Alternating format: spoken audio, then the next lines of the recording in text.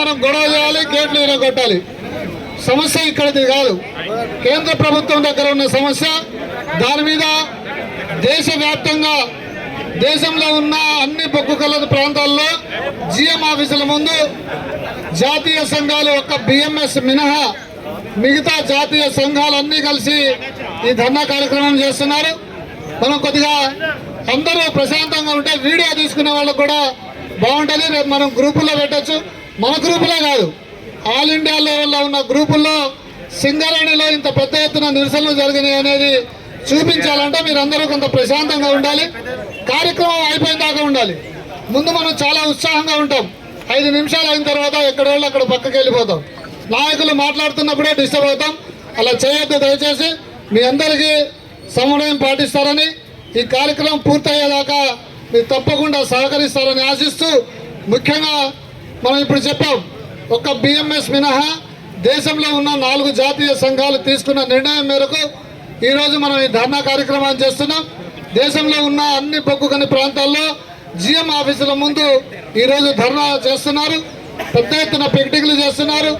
మనకన్నా ఎక్కువగా కోల్ ఇండియాలో దీని మీద చాలా ఎఫెక్టివ్గా వాళ్ళు కార్యక్రమాలు తీసుకుంటున్నారు. కారణం ఏంటంటే కేంద్ర ప్రభుత్వ ఆధీనంలో కోల్ ఇండియా ఉంది కాబట్టి కోల్ ఇండియాలో ఇప్పటికే 4 కొత్త కోడ్లు రావడం వల్ల వాళ్ళకి ఇప్పటికే ఎఫెక్ట్ తెలుస్తుంది. మనం రాష్ట్ర ప్రభుత్వ ఆధీనంలో ఉన్నాం కాబట్టి మనకు మెల్లిమెల్లిగా వస్తున్నాయి, ఇంకా పూర్తిగా ఎఫెక్ట్ కాలేదు. కానీ కోల్ ఇండియాలో ఇప్పటికే ఎఫెక్ట్ అని కోల్ ఇండియాలో ఉన్న సబ్సిడరీ కంపెనీస్లో ఇప్పటికే ఎలక్షన్లు పెట్టాలి. ఎలక్షన్లు పెట్టిన తర్వాత వేజ్ బోర్డుని ఏర్పాటు చేస్తాం. గెలిచిన సంఘం 51% కన్నా ఎక్కువ ఓట్లు వచ్చిన వాళ్ళకి రికగ్నైజ్డ్ యూనియన్గా చేసి వాళ్ళతోనే కమిటీ చేస్తాం అనేది ఒకటి.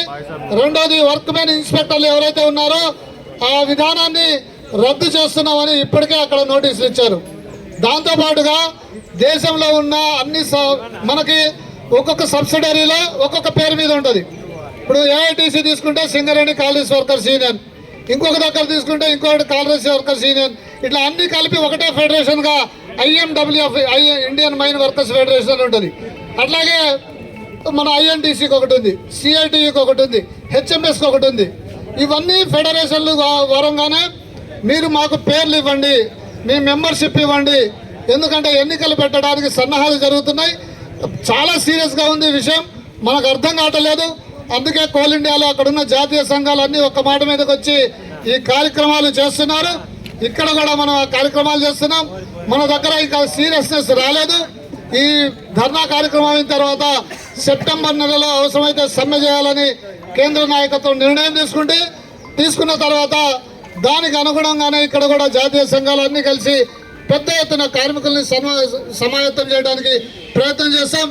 ముందుగా ఈ సమావేశాన్ని ఉద్దేశించి మన హెచ్ఎంఎస్ నాయకులు మన సారయ్య గారిని మాట్లాడవలసింది.